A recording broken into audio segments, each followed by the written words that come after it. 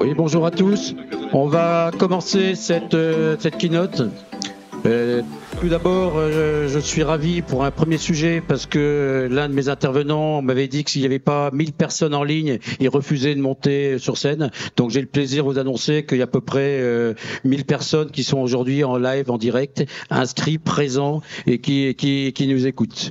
L'autre chose qui fait que j'ai un grand plaisir de vous présenter cette table ronde, c'est que quasiment vont intervenir devant vous deux amis. Deux amis de très longue date. Tout d'abord, le général Didier Castres. Je crois qu'on était dans la même prépa hier dans les années, j'ose pas vous dire, c'était avant 1980. Donc, je vous laisse décompter. Didier Castres, je pense que tout le monde le connaît, de moins tous ceux qui ont fait des opérations entre les années 2008 et 2017 ont été plus ou moins sous les ordres de Didier, qui a été à la fois chef du CPCO et sous-chef opération des armées, et qui a été mon chef direct pour toutes les opérations cyber qu'on a conduites entre 2012 et 2017. Et je vous rassure, Laurent Selralier est sorti, mais on s'est quand même bien intégré les opérations cyber au tempo des opérations. Et c'est pas Laurent Isnard qui est ici présent qui me contredira, je pense. L'autre intervenant, c'est Maître Ardavan Amirassani, que je connais là aussi, que j'ai rencontré en 2011 pour quand on commençait à parler de droit des opérations cyber lors d'un Eurosatori. Maître Ardavan est aussi réserviste citoyen de la gendarmerie. Il a été proche de la réserve citoyenne de la cyberdéfense. La particularité de Maître Ardavan Asllani, c'est aussi un spécialiste de géopolitique avec de très nombreux écrits sur l'Algérie, le Moyen-Orient, le Golfe Persique, pas dire Golfe arabo-persique, mais bien dire Golfe Persique. Et oh oui, il faut enlever le badge. Bon. Voilà. Et qui vont tous les deux, je vais leur céder la parole. Donc je crois que c'est Didier qui commence et ils vont vous apporter deux éclairages un peu décalés par rapport à la journée d'aujourd'hui, mais deux éclairages liés à leur expérience et à leurs très grandes compétences. Donc Didier, je te cède la parole. Merci Amiral. Et donc je ne vais pas vous parler de numérique, je ne vais pas vous parler de cyber. Je vais partager avec vous un certain nombre de réflexions que je me suis faites au cours de ma carrière sur le risque, sur la notion de risque, sur vivre avec le risque, sur décider et sur le risque dans la décision et sur le risque de la décision. C'est un peu ça que je veux partager avec vous. Et je veux qu'on parle de risque parce que je vois que notre société fait tout pour essayer de minimiser, d'ignorer ou de faire disparaître le risque. Elle veut le faire disparaître un peu au sens de l'abbaye de Thélème, dans lequel Gargantua offre cette abbaye au père Jean des Thomeurs, et dans lequel la sagesse supprime le risque. Elle veut le faire également quand elle met dans la Constitution un article de la Constitution qui fait du principe de précaution la négation du risque. Et donc ça me paraît être une illusion et il faut s'en méfier. Et d'un autre côté, on a le développement de l'intelligence artificielle qui nous laisse croire qu'un jour, cette intelligence artificielle, elle décidera à la place de l'homme. Or, l'intelligence artificielle, en tout cas, tant qu'on ne sera pas dans Blade Runner, ça ne sera qu'un calcul probabiliste qui sera plus ou moins sophistiqué en fonction des données qu'on mettra dans les algos. Au-delà de cette réflexion, je suis persuadé que le génie, que l'art, que la création, elle est en effraction du principe probabiliste. Et donc, pour décider et pour créer, il faut réussir à s'échapper du mode probabiliste. Ça, c'est la réflexion générale.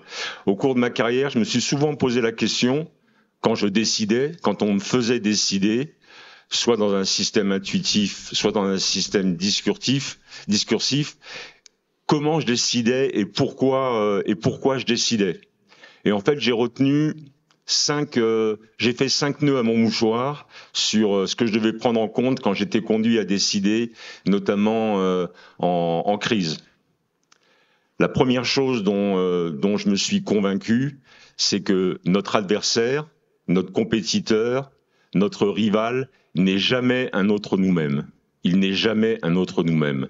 Or, nous avons souvent tendance à plaquer sur l'autre celui avec qui on est en compétition ou au combat, les mêmes modes de pensée, la même culture, la même stratégie que nous. Et ça, c'est une erreur. Et ce malentendu, il conduit probablement à des erreurs comme celles que la Russie a commises en rentrant en Ukraine. Donc l'adversaire n'est jamais un autre nous-mêmes. Et pour commencer à décider, ou pour décider, il faut d'abord apprendre l'autre. La notion d'altérité est extrêmement importante, apprendre l'autre. Ça, c'est la première chose. La deuxième chose, c'est le doute.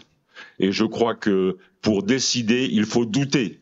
Pour décider, il faut douter et il faut fuir toutes les évidences, tout ce qui vous est présenté comme une évidence. Il faut douter dans le sens du doute qui est exposé par Descartes dans ses essais métaphysiques. Il faut tout démonter et tout reconstruire. Ça ne veut pas dire ralentir le processus décisionnel, ça veut dire se forger un raisonnement dont on est sûr et qui est fiable. Donc le doute, pour moi, est aussi quelque chose qui permet de réduire le risque dans la décision. Et j'ai toujours la plus grande circonscription vis-à-vis de tous ces chefs, quel que soit leur domaine, qui assènent cette maxime, parfois dans l'erreur, jamais dans le doute. Je crois que c'est le contraire. Il faut toujours douter, il faut décider, mais il faut toujours douter. Et c'est la meilleure façon de limiter les risques dans le domaine de la gestion de crise. Le troisième point que je voudrais évoquer, je ne sais pas si jamais ils sont dans l'ordre, mais donc vous allez me laisser le temps de regarder mes notes. Le troisième point, c'est ce que j'appelle tarer le trébuchet, c'est-à-dire équilibrer à votre sauce les avantages escomptés par rapport au risque pris. Et donc il faut précisément évaluer les avantages escomptés et précisément évaluer les risques. Et pour cela, il faut se dénuer de son costume de décideur, de son ego. Il faut décider pour les avantages du sens de l'intérêt général et des risques. Ça me paraît aussi quelque chose qui est très important. Le quatrième point, qui à mon avis, pour moi, a été le plus important, mais je vous dis ça comme dans un confessionnal, c'est se connaître soi-même, c'est s'apprendre soi-même, c'est connaître ses biais cognitifs, savoir si on est impétueux, savoir si on est timoré, savoir pourquoi on l'est, en raison d'échecs dans sa carrière ou en raison de succès dans sa carrière. Et c'est extrêmement important de se connaître et de savoir comment on décide. Et ça, c'est probablement la chose la plus difficile parce qu'elle nécessite une forme d'humilité dans la prise de décision. Et puis le dernier point, et j'en arrêterai là, le dernier point, il faut s'affranchir ou être capable de s'affranchir des cercles qui sont autour de vous. Courtisans ou pas courtisans, obéissants ou pas obéissants, tous ces gens-là qui vont opiner du chef dès que vous direz quelque chose en disant « mais bien sûr, vous avez raison ». Et je crois que dans les décisions de crise, il faut trouver dans son environnement, quelle que soit sa place dans la hiérarchie, cette espèce de frère jumeau dont on est sûr de son regard, dont on est sûr de sa confiance et qui est capable de vous dire les choses. Et qui est capable de vous dire les choses que les cercles traditionnels ne vous diront pas. Et ça, je l'ai vécu à plusieurs reprises. Je ne dirais pas qui étaient ces frères jumeaux, mais nous devons construire, quand on est un décideur, et notamment quand on le fait en matière de crise, nous devons avoir une touche, comme sur nos ordinateurs, qui est correcteur automatique de grammaire et d'orthographe. On doit avoir celui-là dans notre environnement. Voilà. Une dernière remarque sur la notion de décision et de risque. Je suis persuadé, pour ce que j'ai vu dans le domaine militaire, que à ne pas prendre de risque, on pourra ne pas perdre, mais on pourra jamais gagner. À ne pas prendre de risque, on pourra ne pas perdre, mais on ne pourra jamais gagner. Et en réfléchissant à cette matinée, j'ai trouvé deux hommes importants et politiquement et d'un point de vue littéraire qui disent ça. Le premier, c'est Benjamin Franklin. Il dit « Il y a plusieurs façons de ne pas réussir, la plus sûre est de ne pas prendre de risque ». Il y a plusieurs façons de ne pas réussir, la plus sûre est de ne pas prendre de risques. Et le deuxième, c'est Rudyard Kipling, qui dit « Dans la vie, il faut prendre le maximum de risques et le maximum de précautions ». Je vous remercie.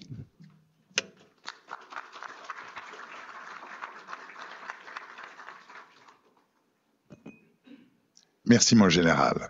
Mesdames, Mesdemoiselles et Messieurs, je vais partager avec vous mon vécu en tant qu'avocat, plus de 30 ans d'exercice de cette profession, notamment au service des États, pour vous dire que j'ai découvert enfin la signification de l'adage « Quelle est la différence entre la connaissance et la sagesse ?» C'est l'expérience. Et l'expérience m'a appris une chose, que je constate aujourd'hui en particulier. C'est que nous vivons aujourd'hui, d'un point de vue géopolitique, une situation de Far West. De Far West où, en fait, il n'y a plus de droit. Le droit n'existe plus. Aussi bien sur le plan interne, par exemple, à titre d'illustration, si un ressortissant russe souhaiterait rester en justice en France, il ne pourra pas le faire, puisqu'il est fait interdiction à la profession de l'avocat d'apporter son concours à un ressortissant russe, personne morale ou personne physique, qui résiderait dans ce pays. Ce matin, j'ai entendu beaucoup de phrases portant sur le terrorisme. Ça m'a interpellé, parce qu'on est toujours le terroriste de quelqu'un. Nelson Mandela, à un moment, était le terroriste des Sud-Africains avant d'être un héros national et international pour son pays. Il y a 3 types de terrorisme, on le sait tous. À chaque fois, c'est différent. État contre État, quand les États-Unis, par exemple, organisent des moyens d'espionnage agressifs, c'est certes pas du terrorisme, mais c'est une sorte d'irruption dans la souveraineté d'un autre État, en espionnant Madame Angela Merkel ou le président de la République française. Quand vous avez les Émirats arabes unis qui retiennent les services d'une société d'intelligence économique en Suisse afin de détruire l'image d'un autre État, en l'occurrence le Qatar, en France en particulier, c'est une forme de terrorisme, cette fois-ci culturelle. Les atteintes à l'échelle internationale aujourd'hui ne se limitent pas au monde cyber, ne se limitent pas au monde militaire. C'est une véritable concurrence internationale qui s'opère aujourd'hui dans le domaine civilisationnel, dans le domaine culturel, dans le domaine économique. Culturel, l'amiral Coustilliard l'a illustré. Tout à l'heure, il a cité le golfe avec son vrai nom qui existe depuis Hérodote, golfe persique. Or, combien de vous retenez l'expression golfe arabique ou golfe arabo-persique pour le qualifier? Réécriture de l'histoire. Ou dans un conflit entre l'Azerbaïdjan et l'Arménie, quand on voit l'Azerbaïdjan qui n'a jamais eu une existence historique, ou encore le cas de l'Ukraine aujourd'hui, ou puisque la Sainte Russie de Saint-Georges trouve ses origines dans Kiev même. On est en train de réécrire l'histoire afin de façonner les esprits. Chose que les Russes aujourd'hui découvrent sous les bombes qu'ils jettent sur le peuple ukrainien, qu'il y a une nation ukrainienne qui se crée sous leurs yeux. Et puis, il est où ce droit? Ce droit international, ce droit même domestique que l'on vante tant. Prenons par exemple le cas de terrorisme, que ce soit économique, que ce soit politique. Eh bien, vous portez plainte devant les 2 forums internationaux qui existent en la matière, c'est-à-dire la Cour internationale de justice ou la Cour pénale internationale. Quelles sont les conséquences? Si vous portez plainte contre la France, les États-Unis ou un autre membre permanent du Conseil de sécurité qui exerce un droit de veto, eh bien, vous n'avez aucun recours. Quand bien même vous arrivez à prévaloir devant la Cour internationale de justice, si l'État condamné n'accepte pas spontanément et volontairement d'exécuter la sentence, votre seul moyen de recours consiste à aller devant le Conseil de sécurité des Nations Unies où 5 pays disposent du droit de veto. Ou la Cour pénale internationale, où sur ce dossier particulier je suis intervenu, l'affaire Laurent Gbagbo. On l'a entendu pour amener son remplaçant au pouvoir. Quelle propagande internationale on l'a constaté. Quel genre d'accusation on a porté à l'encontre du président Laurent Gbagbo pour l'emprisonner pendant 7 ans et après que la décision de la Cour soit sans appel, c'est-à-dire non-lieu. Eh bien, aujourd'hui, il convient juste de se dire que il y a un besoin réel de rappeler le souvenir du général. La France n'a pas d'alliés, la France n'a pas d'amis, la France n'a que des intérêts. Et il faut que l'on garde nos yeux particulièrement ouverts dans ce monde en pleine évolution pour se rendre compte que ceux que l'on considère comme nos amis, nos alliés, ne le sont pas forcément. Quand l'Allemagne, au lendemain de la crise ukrainienne, vote un budget de 100 milliards d'euros supplémentaires, qui est supérieur par rapport au budget français de 2,5 fois, sans parler de leur propre budget de la défense, qui était supérieur de 10 milliards par rapport au budget français, avant que le livre blanc le modifie, eh bien l'Allemagne va acheter des F-35 et pas des Rafales, alors que l'Allemagne est indirectement, à travers ses industries, actionnaire dans ces entreprises. Nous vivons dans un monde qui est devenu en fait un monde de chacun pour soi. Cela signifie qu'il convient tout simplement que l'on s'arme avec les techniques scientifiques que vous maîtrisez, mais également avec ce qui reste de réalisme pour se rendre compte que le droit n'est plus un recours. Quand vous avez les États-Unis qui marquent leur puissance, d'après l'adage américain « might is right », le pouvoir a toujours raison, en transposant des sanctions extraterritoriales sur d'autres pays, en privant certaines entreprises nationales françaises légalement d'exercer leur profession, que voulez-vous faire, à part subir? Eh bien, en citant Danton, mon général, en France, il faut dire « ne jamais subir » en paraphrasant Danton. Merci, amiral.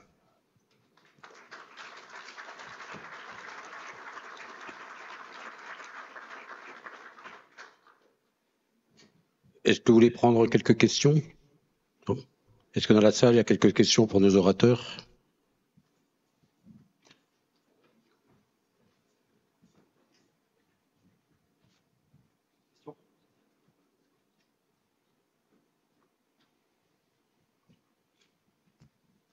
Bonjour, en tout cas merci pour votre élocution. Est-ce que selon vous, c'est déjà trop tard?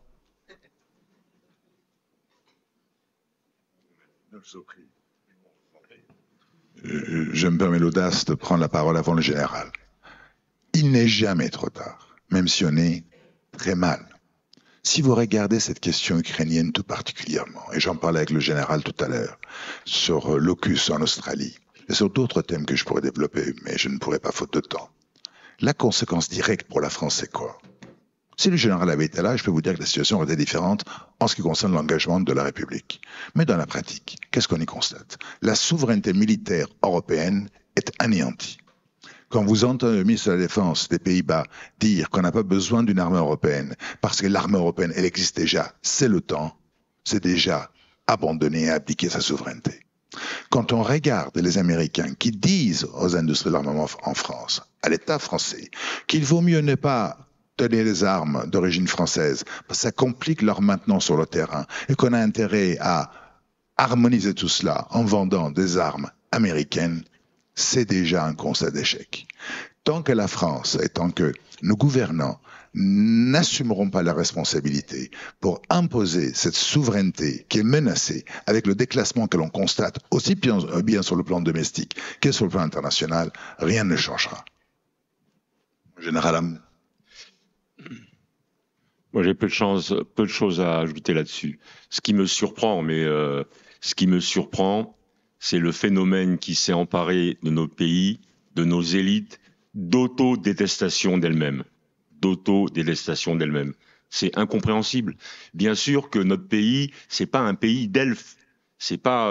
On n'est pas tous des êtres parfaits. Bien sûr qu'il y a eu des choses qui sont probablement critiquables. Mais cette espèce de phénomène actuel où tout le monde s'auto-déteste, où tout le monde donne l'impression de vouloir détruire tout ce qui nous a construit, je trouve ça très étonnant. Ça, c'est une première réflexion. La deuxième réflexion, c'est que je pense que tout ça change. Quand vous regardez les prospectivistes qui vous parlent de la Chine et de la Russie, on vous dit que ce sont des étoiles mortes, qu'elles brillent encore, mais qu'elles sont mortes pour des raisons démographiques et probablement pour des raisons économiques. Donc je crois que je ne sais pas quelle est la part qu'on peut avoir pour accélérer notre reclassement, puisqu'on parle de déclassement, mais en tout cas, je pense que c'est pas définitif. Mais il y a une phase dans laquelle on va probablement aller toucher le fond de la piscine. Ouais, il me reste à vous remercier pour votre témoignage et l'amitié que vous avez fait de venir intervenir aujourd'hui.